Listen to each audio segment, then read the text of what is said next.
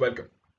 सो thumbnail और YouTube के title से ये तो आपको क्लियर हो ही गया होगा कि इस वीडियो में क्या डिस्कस करने वाले हैं। अपन डिस्कस करने वाले हैं कॉम्पिटिटिव प्रोग्रामिंग में जो क्वेश्चंस या फिर जनरल ऑटोमेटा के जो क्वेश्चंस होते हैं, जो आप अपने प्लेसमेंट ड्राइव्स में भी फेस कर रहे होंगे, उन्हें एक्चुअली सॉल्व किया कैसे जाए, ये टेस्ट केस क्या होते हैं और ये टेस्ट केस को मैं कैसे सॉल्व करूँ, मतलब उसको आउटपुट में कैसे लाऊँ। ये क्वेश्चन मेरे जहन में बार बार आया था जब मैंने पहली बार एक कॉम्पिटिटिव प्रोग्रामिंग का क्वेश्चन देखा था।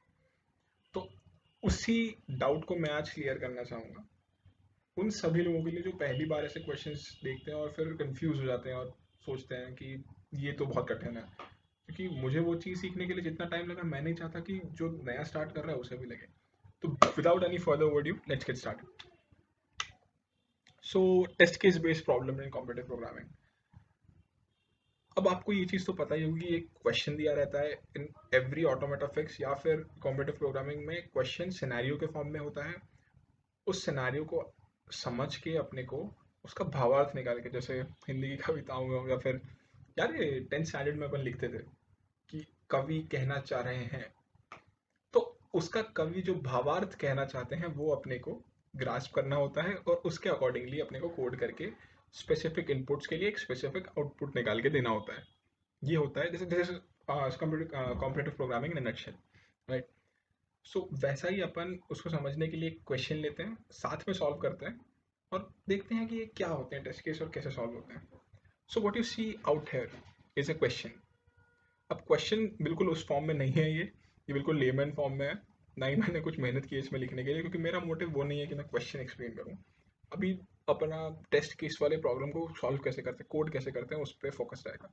तो क्वेश्चन ये है कि take the size and array elements from the command line and print those elements as output.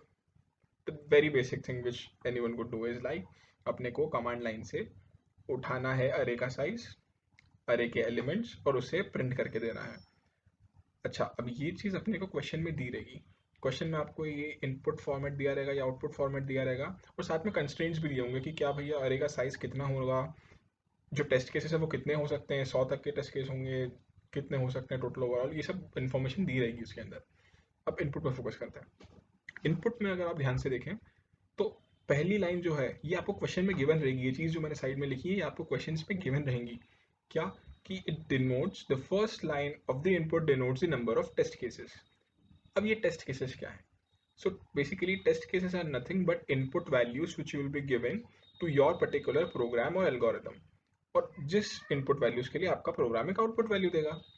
तो टेस्ट केस वो डिफरेंट टाइप की इनपुट वैल्यूज है। अब इसको कैसे मैं आसान वे में रख सकता हूँ। जस्ट इमेजिन अ सिनेरियो, आप अपने कॉलेज में हो, आप अपनी क्रश से बात करने जा रहे हो। ये आपका एल्गोरिथम समझना। आपके जो दोस्त हैं वो आपको जो उंगली करते हैं ना, कि आपको हंसाने की कोशिश करेंगे, कुछ ना कुछ हरकत पटकेंगे। वो जो हरकतें पटकते हैं वो टेस्ट केसेस है कि आपको वो चेक करते हैं। They try to test your, they try to basically distract your, test your work whatever you are doing. Example थोड़ा फालतू है बट ट्राई टू अंडरस्टैंड कि test cases are nothing but जो इनपुट वैल्यूज होती हैं आपके particular algorithm या programme के लिए, जिसके लिए एक स्पेसिफिक आउटपुट आना चाहिए। और अगर वो स्पेसिफिक आउटपुट नहीं आता है तो आपका प्रोग्राम उस टेस्ट केस को, उस स्पेसिफिक टेस्ट केस को सेटिस्फाई नहीं कर रहा है। ये टेस्ट केस का मतलब होता है। अब इसको इनपुट लेते हैं, इसको कैसे प्रोग्राम कैसे करना है, कोड कैसे करना है, तो सीधे कोड पे ही कूद जाते हैं अपन। Let's jump on to the code itself. अच्छा, अब ये कोड मैंने पहले से लिख के रखा है, बट मैं चाहता हूँ कि पहले से लिखने वाली चीज़ भैया गड़बड़ होती है। So it would be better कि अपन इसको, अरे डूड ये तो वीडियो है, कम ऑन। ये कोड मैंने पहले से लिख के रखा है, please ignore the whatever it happened, just I'm gonna pretend like it never happened. तो इस प्रोग्राम को अपन साथ में लिखना शुरू करते हैं। तो before that let me include the processing directive what है, ये सब बेसिक चीज़ें हैं जो पहले से ही लिख के रखनी चाहिए थी मुझे। वैसे प्री प्रोसेस डायरेक्टिव लिखना तो आप पता ही होगा कि since we are coding in C++, so IOStream is used using namespace std and int main। ये इतना बेसिक स्ट्रक्चर हो गया अपना। अब ध्यान से अगर अपन पहली लाइन को देखें तो पहली लाइन अपनी नंबर ऑफ टेस्ट केसेस है, और उसके बाद ये जो दो अपन देख रहे हैं, size of array and elements, size of array and elements, these are that those two test cases. अब आप एक बात ऑब्जर्व करना कि ना रिपीटेशन है यहाँ पे टेस्ट केसेस का। अब मैं सबके लिए अलग अलग वैल्यूज तो डिक्लेयर करते नहीं बैठूंगा। वी आर प्रोग्रामर्स, अपना काम है कि बड़ी चीज़ों को छोटे में करना। इसका कोई गलत मतलब नहीं निकालेगा वैसे। Anyways moving on. So what we gonna do is the first thing, पहला जो इनपुट एलिमेंट है उसका नाम मैं दे देता हूँ टेस्ट वेरिएबल डिक्लेयर करता हूँ और उसको मैं स्कैन कर लेता हूँ कि भैया नंबर ऑफ टेस्ट केस मैंने इस वेरिएबल में स्कैन कर लिया।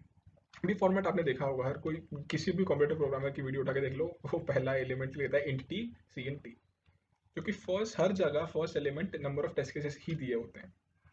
अब इस जितने भी नंबर ऑफ टेस्ट केसेस हैं उनके लिए अपन एक लूप फायर कर लेते हैं। लूप चलेगा साइज तक नहीं, टेस्ट तक, लेस देन टेस्ट तक चलेगा। और क्या करेगा ये, बेसिकली एक फंक्शन को कॉल कर लेगा। इस फंक्शन का नाम दे देता हूँ मैं प्रिंट अरे। ये फंक्शन कॉल करने की वजह क्या है, क्यों? क्योंकि मुझे एक ही बार कोड लिखना पड़ेगा एक टेस्ट केस के लिए। यहाँ पे मैं एक टेस्ट केस के लिए कोड लिखूंगा और वो दोनों के लिए चलेगा, या दो या जितने भी नंबर ऑफ टेस्ट केस हों सबके लिए चलेगा।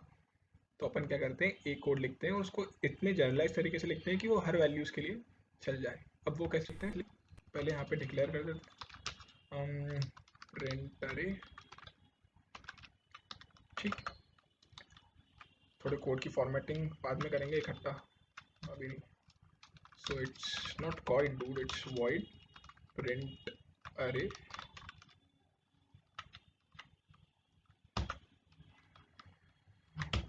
ना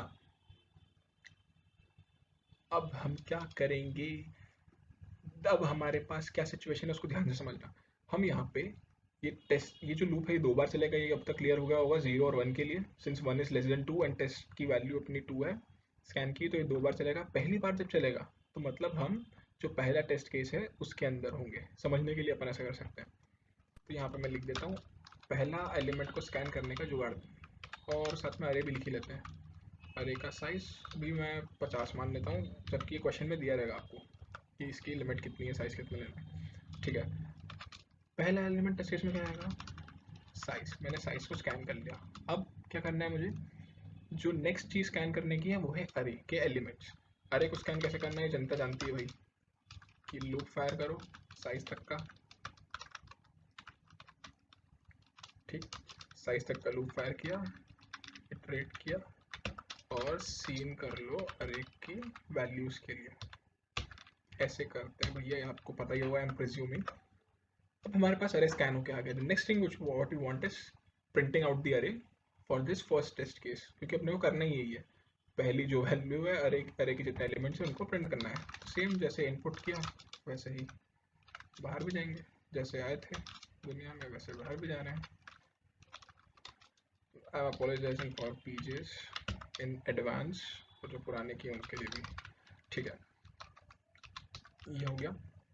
और अब आउटपुट फॉर्मेट पता है, जैसा वो बोले वैसा ही देना। मतलब अगर उनने बीच में स्पेस मांगी, एक यहाँ पे एक स्पेस है तो एक स्पेस हम भी दे देते हैं, दो मांगते तो दो दे देते हैं, क्योंकि वरना फिर वो टेस्ट केस हिट नहीं होते हैं और फिर समझने में दिक्कत हो जाएगी कि एरर कहाँ आ रही है, मुझे समझ में नहीं आएगा, क्योंकि वहाँ पे आप ऐसे देख नहीं सकते। वहाँ पे केवल आपको आउटपुट में दिखाएंगे कि भैया टेस्ट केस सॉल्व और नॉट, कॉम्पिटेटिव प्रोग्रामिंग।